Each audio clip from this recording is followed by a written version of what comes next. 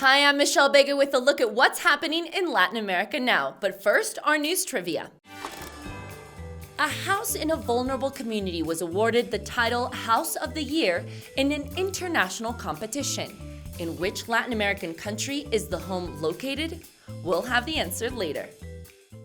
In Mexico City, tens of thousands filled Mexico City's main square to protest a new electoral reform that was passed by Congress. The reform will make changes to the National Election Institute. It will slash future election budgets, cut salaries for election officials and their offices, and reduce the training for those at the polling stations. The protesters see the reforms as an attack on democracy before the 2024 elections. Let's go to my colleague Al Baverstock in Mexico, who has more on this issue.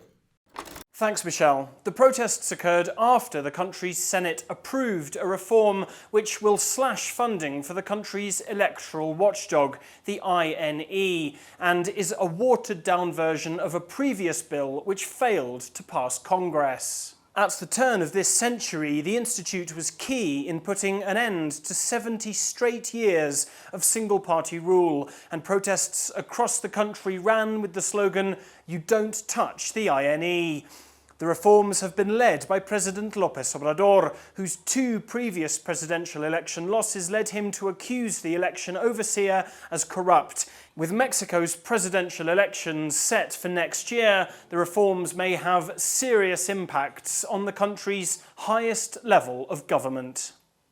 The El Salvador government has released images of the inmates inhabiting their new mega prison. The first group of 2,000 suspected gang members have moved in.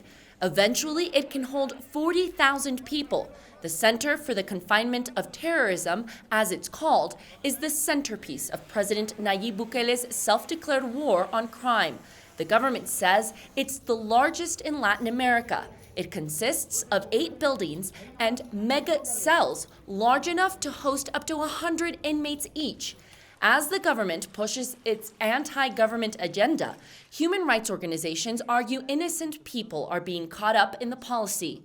The other complaint is that prisoners are not being treated properly. For example, the megacells have only 2 sinks and 2 toilets each.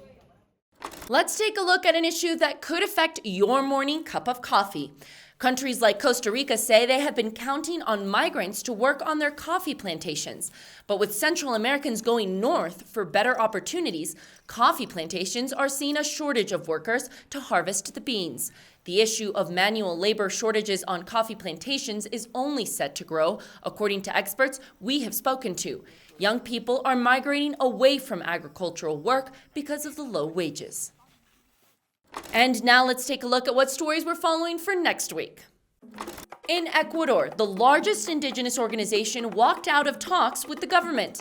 They say the government has not complied with the accords. The government under President Guillermo Lasso says it has reached dozens of accords with the CONAI indigenous organization. These include putting a temporary halt to oil exploration contracts in the Amazon and the suspension of new mining concessions. But the indigenous communities say the government has not kept their word. Just 2 days after the announcement, an indigenous leader who was also a rainforest activist was murdered. One suspect has been detained. We're following the investigation into the leader's death. In the past, talks with the government and indigenous movements have led to national strikes that have caused multiple deaths and great economic loss. And now the answer to our news trivia. The answer is B. A modest 2-story home in a Brazil favela was named House of the Year by the website Arc Daily. This house appears to be like all the others in the Brazilian favela, but the environmental aspects of the brick home were what made it stand out to judges in the competition. Its solid construction combined with favorable lighting and good ventilation appealed to Arc Daily. The 66 square meter home made by a collective of architects called Levante beat out home constructions in India, Mexico, Vietnam, and Germany. The owner, who calls his home a well-built shack, is proud that it brings positive attention to the neighborhood, Aglomerado da Serra, which usually only reports violence. That's it for this week. We'll see you again soon on Latin America Now.